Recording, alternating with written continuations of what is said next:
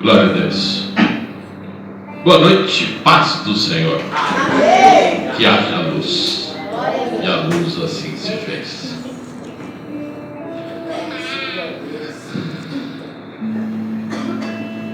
Evangelho de João, capítulo de número 3, verso de número 16. Versículo que resume toda a Bíblia Sagrada. Evangelho de João, capítulo de número 3, verso de número 16. Que achou? Dão glória a Deus? Glória a Deus. Diz assim: porque Deus amou o mundo de tal maneira que deu seu Filho unigênito, ou seu único Filho, para que todo que nele crê não pereça, mas tenha a vida eterna. Pai, em nome de Jesus Cristo, estamos aqui reunidos porque queremos ouvir a Tua voz. Estamos com o coração aberto, Pai, desejosos para ser instruídos, corrigidos, exortados pela Tua Santa Palavra. Em nome de Jesus Cristo, Pai, que não seja eu aqui falando, mas seja o Senhor falando através dos meus lábios. Usa a minha vida, Pai, segundo o Teu querer, e que toda honra, toda glória seja dada a Ti, em nome de Jesus Cristo. Amém. Podem se assentar, meus amados.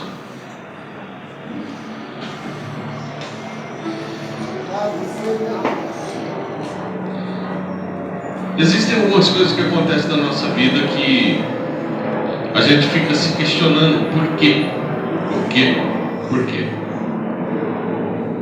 Para amanhecer ontem, aconteceu algo na minha vida que nunca ocorreu.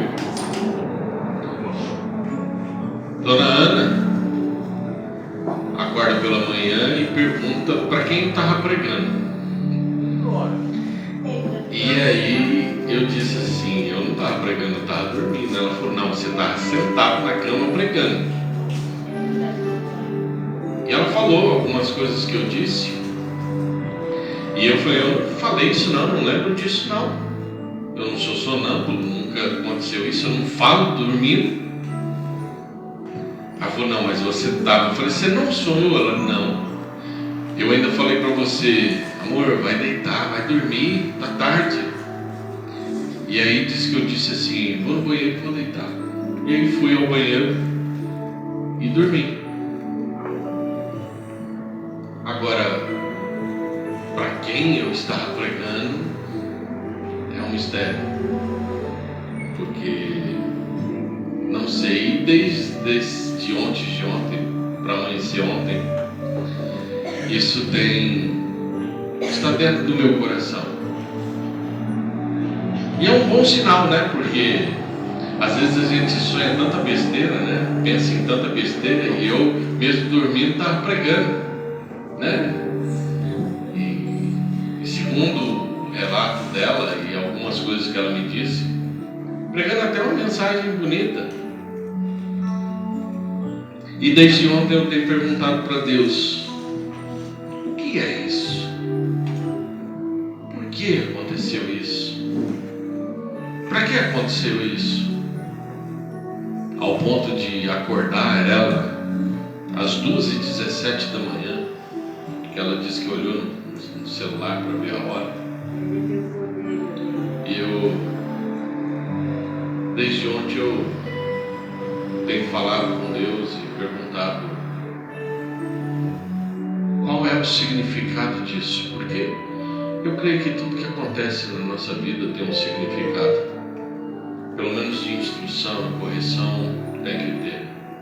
E se eu estava pregando no escuro para ninguém, olhando para um espelho, porque lá tem um espelho, deve ter uns 2 metros de altura aquele espelho, né? Por 80 de largura, que Dona Ana adora, sabe? E eu estava de frente com aquele espelho, que eu detesto, né? Porque ele mostra a minha silhueta. Aleluia. Ainda bem que estava no escuro, não vê nada. Então eu creio que eu estava falando para mim mesmo. Eu devia estar pregando para mim mesmo, falando ao meu coração, falando com a minha tenha consciência sobre tudo isso. E aí, desde ontem eu tenho tentado de novo estudar para trazer uma palavra e não consegui. E isso queima dentro do meu coração. E aí hoje eu pensando, vindo para cá, esses versículos surgiram no meu coração. João 3,16 resume toda a nossa Bíblia Sagrada. Você quer saber o que a Bíblia ensina? Olha para João 3,16. Deus amou o mundo de tal maneira. Não tem como explicar que amor é esse. Que Ele resolveu não. Existe não é uma parábola, mas uma história que eu inventei e que eu conto ela desde quando eu comecei a ministrar a aula na escola dominical.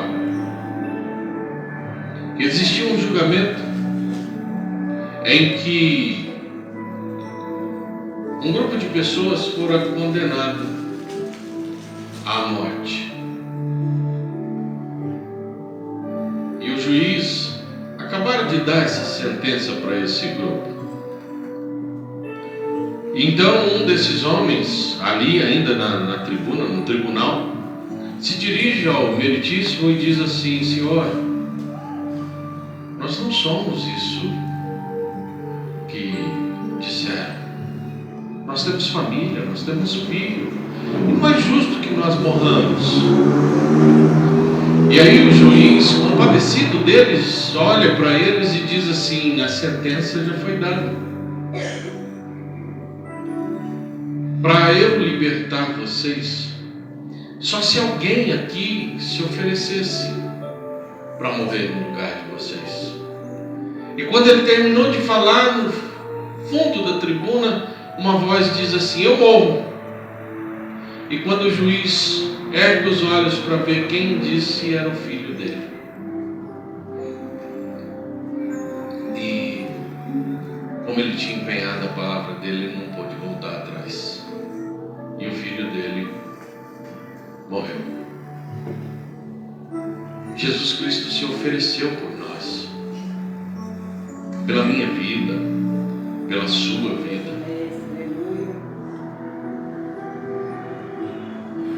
1 Coríntios capítulo 6, verso de número 19, diz assim: acaso não sabeis que o vosso corpo é santuário do Espírito Santo que está em vós, o qual tendes da parte de Deus, e que não sois de vós mesmos, porque fostes comprados por preço? Agora, pois, glorificai a Deus no vosso corpo. Nós fomos comprados com um alto preço. Você consegue mensurar qual é a dor de um pai ao ver o filho morrer sem culpa nenhuma? Só quem já perdeu um filho num assalto, numa tragédia. Mas e quando o filho é injustiçado e por causa dessa injustiça ele é morto? A dor é maior. As pessoas dizem que Jesus Cristo é um mito, mas quando a gente vai para a história secular, Flávio José, um escritor judeu, um historiador judeu, e tantos outros relatam a história de um Jesus que pregou o amor e que foi morto, e que os seus discípulos disseram que ele ressuscitou. Então, não é só a Bíblia que fala de Jesus. Existem breves relatos na história secular que nos traz a certeza de que Jesus Cristo existiu. Nós, no dia de sábado, temos aprendido e temos visto de uma forma panorâmica a história do Novo Testamento, aprendendo com isso a enxergar as Escrituras de uma outra forma. Então,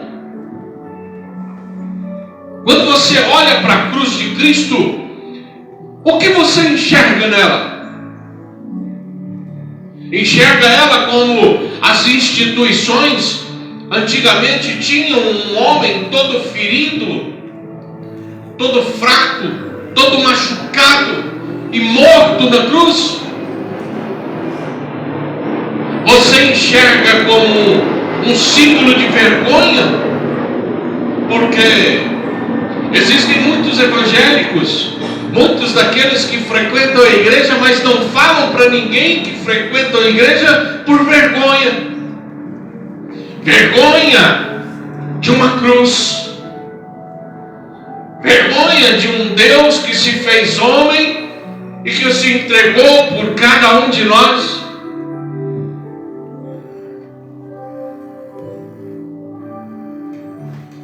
Como você vê a cruz? Porque a cruz foi vergonha para Jesus Cristo. Porque Ele não merecia morrer nela. Ele não merecia padecer nessa cruz. Essa cruz foi feita para mim e para vocês. Nós éramos Barrabás naquele momento do julgamento. Quando eu olho para a história e Pilatos pergunta para a multidão: Cristo ou Barrabás será solto? Eu posso me colocar no lugar de Barrabás e ver Pilatos perguntando: solto Jesus ou solto Emerson? Quem eu devo soltar? Quem eu devo condenar? E pela misericórdia de Deus, assim como Barrabás foi solto e descondenado, nós também o fomos quando aceitamos Jesus Cristo como Senhor das nossas vidas. Então, quando você olha para a cruz, você vê um mero amuleto? Ou você vê um símbolo de vitória?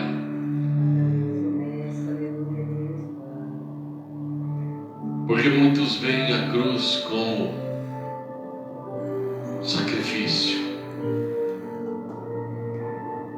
Muitos veem a cruz como vergonha. Mas nós temos que olhar para a cruz como vitória. Porque Cristo venceu.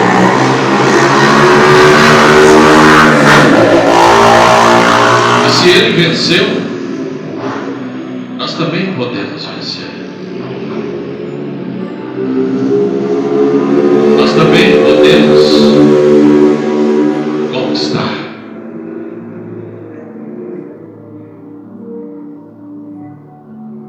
Então, Deus amou o mundo de tal maneira. E nesse mundo estava eu, está você, está cada um de nós inseridos nele. Deixa eu abrir minha Bíblia aqui, que a minha auxiliar saiu dali.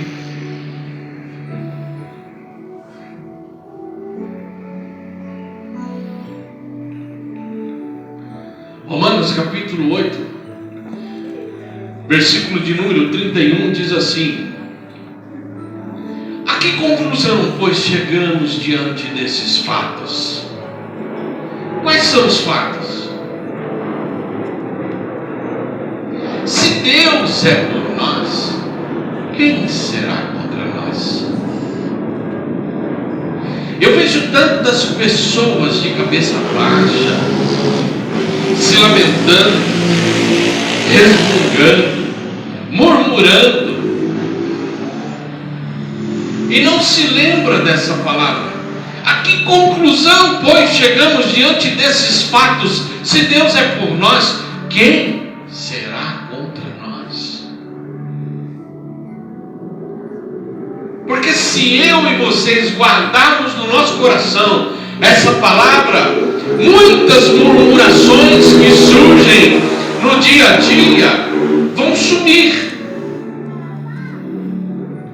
Muitas coisas que vocês reclamam vão deixar de reclamar. Porque quando nós olhamos para a cruz e vemos ela como um símbolo de vitória, nós entendemos de uma forma diferente qual é o propósito da minha vida aqui nesse lugar.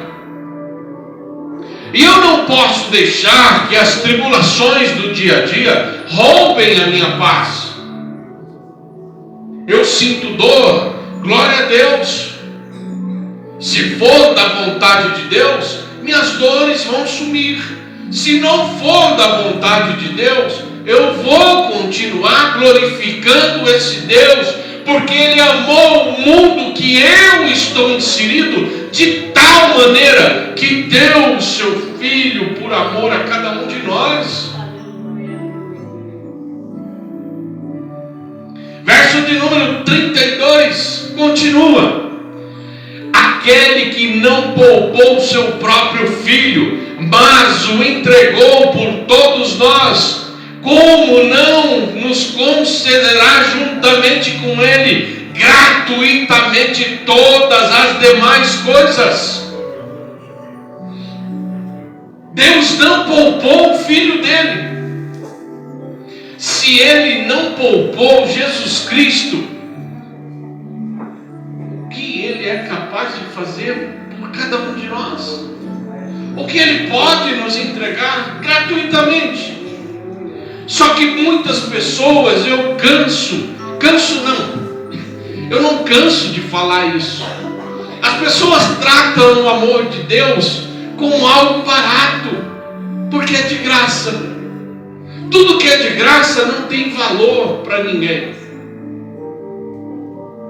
Às vezes você dá alguma coisa, era melhor você ter cobrado, porque a pessoa valoriza muito mais do que dado.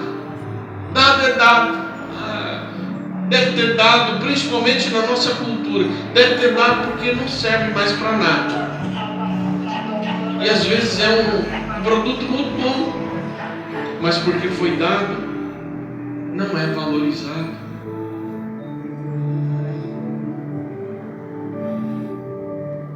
As pessoas de hoje, principalmente de hoje, os jovens, os adolescentes, não têm dado valor nas coisas que têm.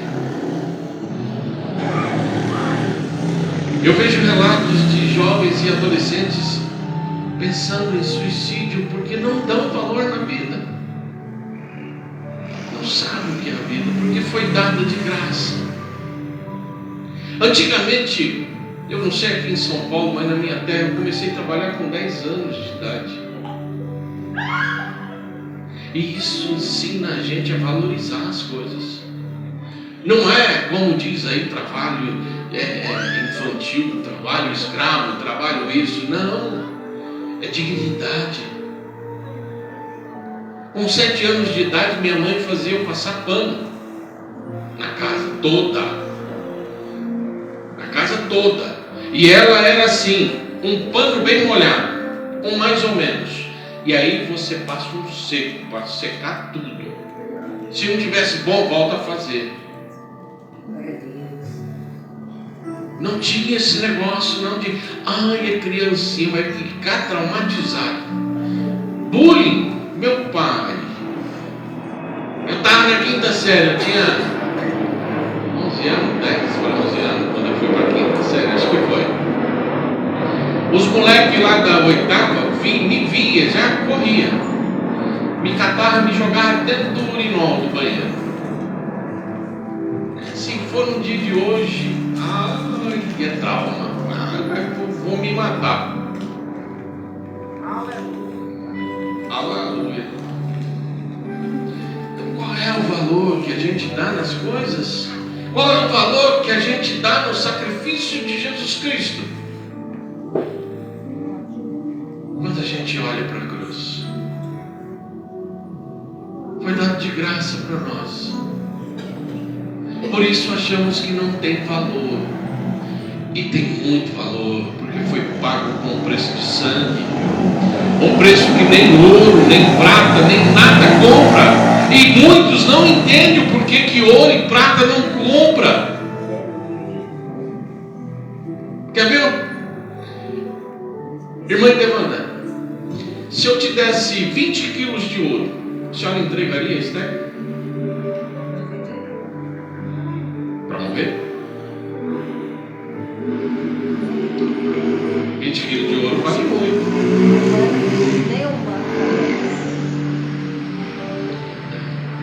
Aí as pessoas ouvem dizer que nem ouro nem prata pode comprar. E não entendem o que é isso.